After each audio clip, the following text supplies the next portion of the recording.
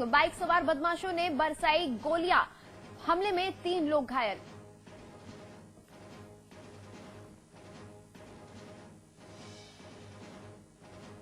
फतेहपुर में आस्था पर भारी अंधविश्वास, युवक ने अपनी जीभ ब्लेड से काटकर मंदिर में चढ़ाई, आर्थिक बदहाली से निजात पाने की नाकाम कोशिश।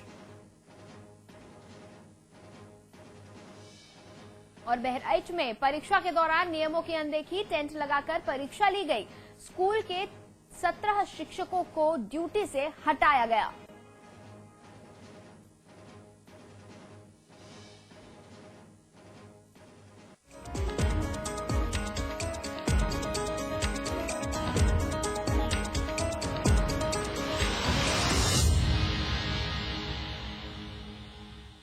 उत्तर प्रदेश के मुख्यमंत्री अखिलेश सिंह यादव आज फिरोजाबाद दौरे पर थे। फिरोजाबाद में मुख्यमंत्री करीब 12 बजे पहुंचे। यहां पर उन्होंने मीठे पानी मुहैया कराने के लिए करीब 5 अरब रुपए की योजना का प्रावधान जनता को सुनाया। इसके साथ ही कई नगर पालिकाओं को नगर निगम का दर्जा देने की बात कही, जिसमें फिरोजाबाद नगर पालिका मखनपुर कस्बा है। इसके साथ ही सड़कों का चौड़ीकरण के साथ कई नई परियोजनाओं का ऐलान किया। इसके साथ ही उन्होंने अपने भाषण में पूर्व बसपा सरकार पर जमकर निशाना साधा। दिल्ली की जामा मस्जिद के शाही इमाम मौलाना अहमद बुखारी ने लगातार समाजवादी पार्टी को दूसरा बड़ा झटका दिया है। उन्होंने कल जहां समाजवादी पार्टी से अपने तमाम रिश्ते तोड़ने का ऐलान किया था, वहीं आज उनके दामाद और समाजवादी पार्टी के कोटे से विधान परिषद सदस्य बने उमर अली खान ने अपने पद से त्याग पत्र दे दिया। मौलाना अहमद बुखारी के निर्देश पर उमर ने अपना इस्तीफा समाजवादी पार्टी के राष्ट्रीय अध्यक्ष मुलायम सिंह यादव को भेज दिया है। इसके पहले नागरिक सुरक्षा परिषद के अध्यक्ष वसीम अहमद ने भी बुखारी के कहने पर अपने पद से त्याग पत्र दे दिया था। बुखारी के मुताबिक उत्तर प्रदेश की सरकार मुसलमानों की बेहतरी के लिए काम नहीं कर रही है। राज्य में जिस तरह मुस्लिम पुलिस अधिकारी की हत्या हुई है, उससे मुसलमान अपने आप को अखिलेश के शासन में सुरक्षित महसूस नहीं कर रहे हैं। अब मुसलमानों के हित के मसले पर जल्द ही इटावा में मुस्लिमों का एक सम्मेलन भी बुखारी ने बुलाया है।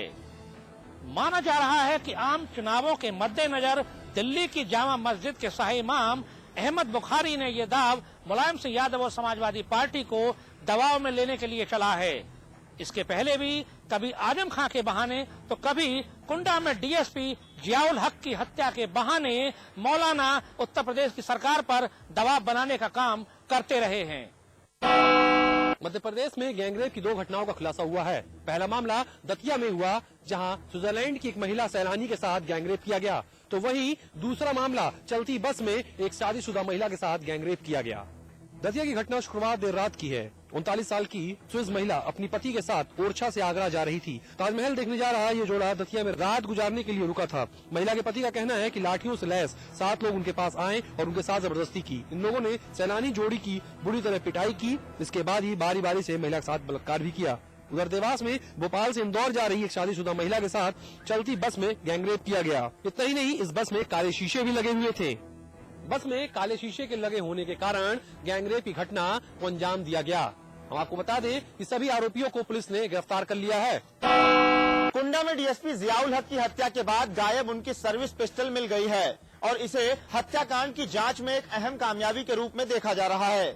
जिले के अपर पुलिस अधीक्षक आशाराम यादव ने हक की हत्या के बाद से लापता उनकी सर्विस पिस्तौल बरामद हो जाने की पुष्टि की है। शहीद डीएसपी की 9mm पिस्टल बलीपुर में तालाब के किनारे झाड़ियों में पड़ी मिली है। इसी बीच सीबीआई अधिकारियों की एक टीम ने प्रतापगढ़ के सीएमओ कार्यालय का दौरा किया और डीएसपी हक और उसी रात मारे गए ग्राम प्रधान के भाई सुरेश यादव की पोस्टमार्टम रिपोर्ट का अध्ययन भी किया। जाँच एजेंसी ये पता लगाने की कोशिश कर रही है कि डीएसपी हक की जान लेने वाली गोली पिस्तौल से चली थी या राइफल से।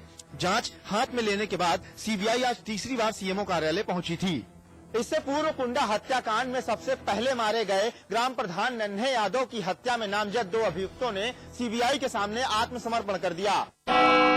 देश और प्रदेश में हो रहे महिलाओं के साथ दुर्व्यवहार के विरोध में भाजपा महिला मोर्चा ने नारी रक्षा संकल्प रैली का शंखनाद किया, जिसमें प्रदेश भर की महिला कार्यकर्तियों ने भाग लिया।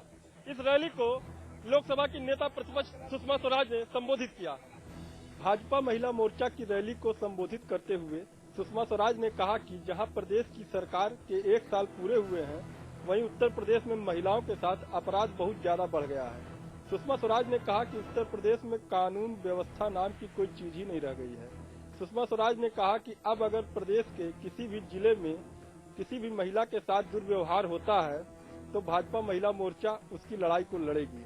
सुषमा स्वराज ने कहा कि आज पूरे देश में न तो 2 साल की बच्ची और न ही 60 साल की वृद्धा सुरक्षित है। वहीं प्रदेश भर से आई महिलाओं को एक साथ इतनी भारी संख्या में देखकर सुषमा स्वराज काफी गदगद नजर आई। कई वर्षों बाद महिलाओं की इतनी बड़ी संख्या को जुटाकर जहां भाजपा लोकसभा चुनाव में अपनी तैयारियों को लेकर काफी सजग दिखाई पड़ रही है, वही देखने वाली बात यह होगी कि 2014 के लोकसभा चुनाव में इसका परिणाम कितना अच्छा भाजपा के लिए रहता है। उत्तर प्रदेश की अखिलेश यादव सरकार एक बार फिर विवादों में है।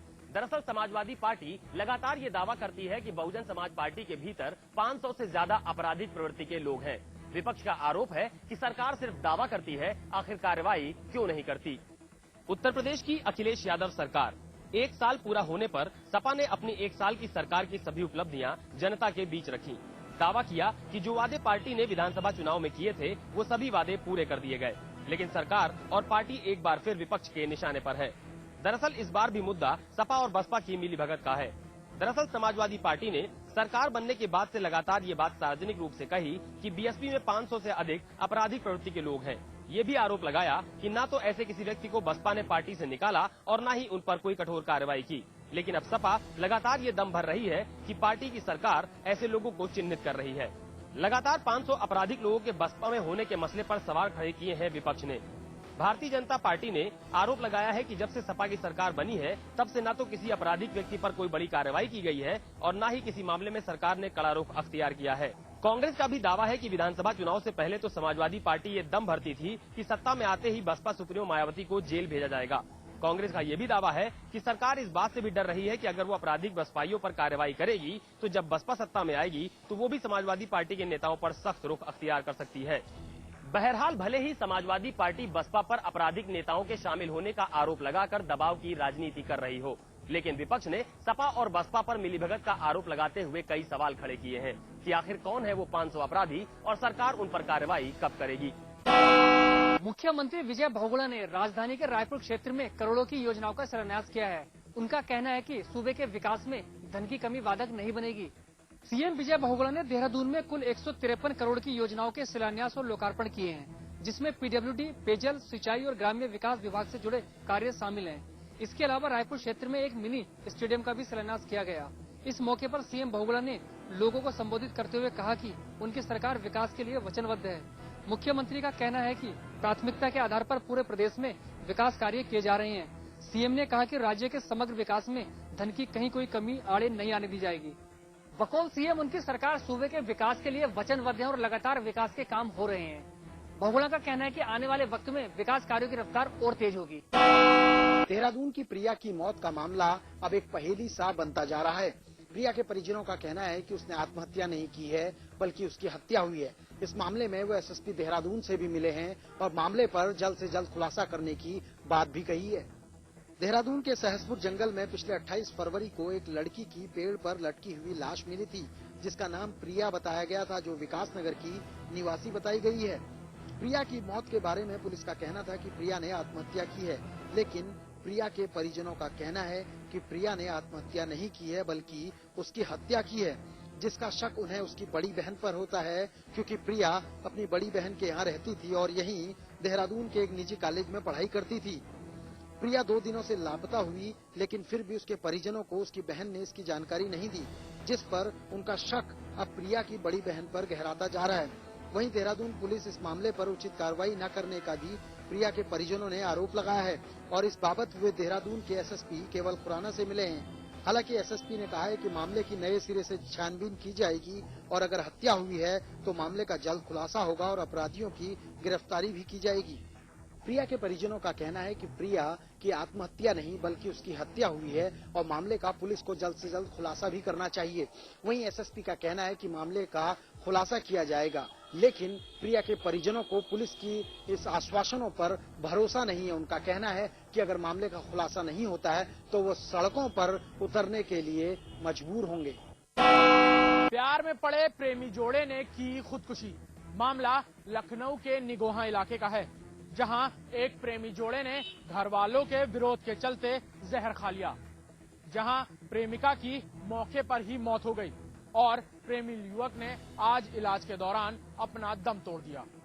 प्यार करने वाले अगर साथ जी नहीं सकते तो साथ मर जरूर सकते हैं, ये जुमला आज सच साबित हुआ।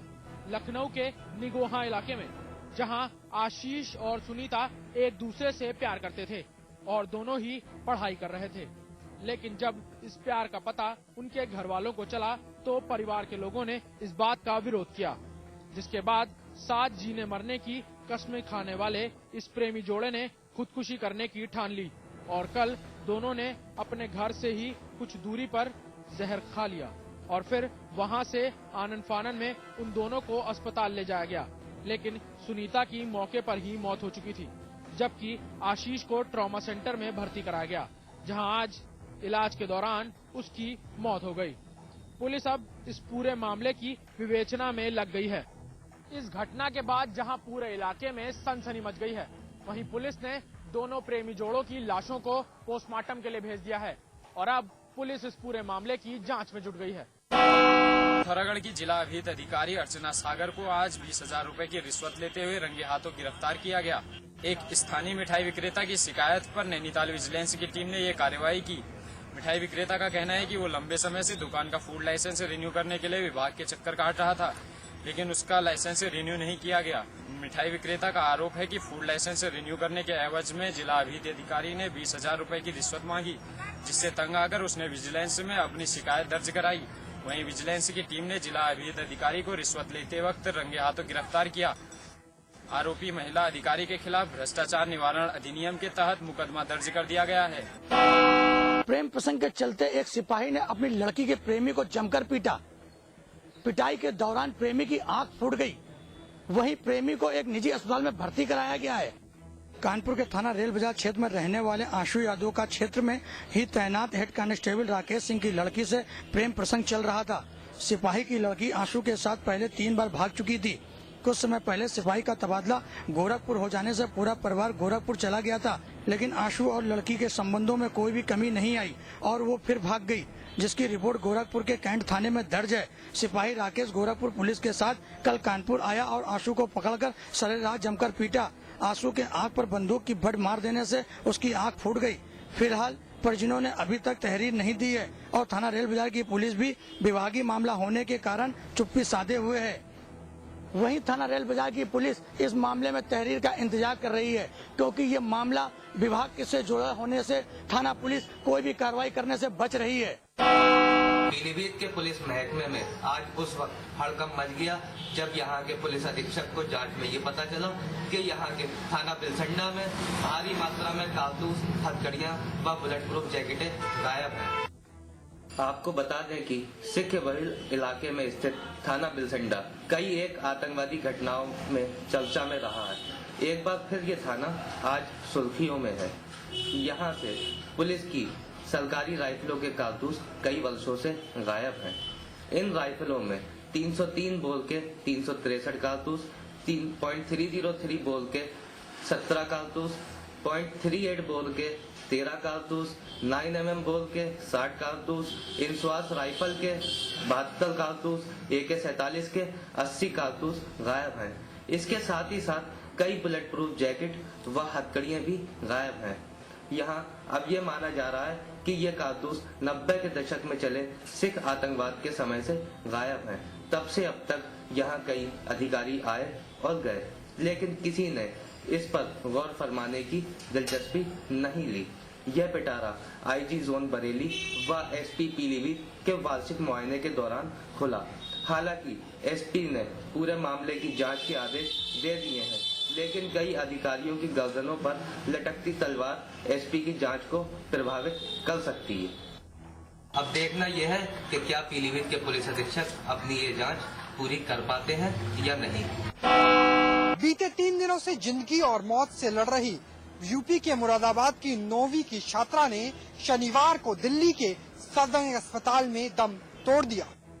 11 मार्च को उत्तर प्रदेश के मुरादाबाद में 9वीं की छात्रा के साथ दुष्कर्म और छेड़छाड़ की कोशिश की गई थी, जिससे आहत होकर उस छात्रा ने 13 तारीख को आत्मदाह की कोशिश की। जली हुई अवस्था में उसे राजधानी दिल्ली के सफदरजंग अस्पताल में भर्ती करवाया गया, जिसमें वो बीते 3 दिनों से जिंदगी और मौत की जंग लड़ रही थी। लेकिन शनिवार सुबह 9वीं की उस छात्रा की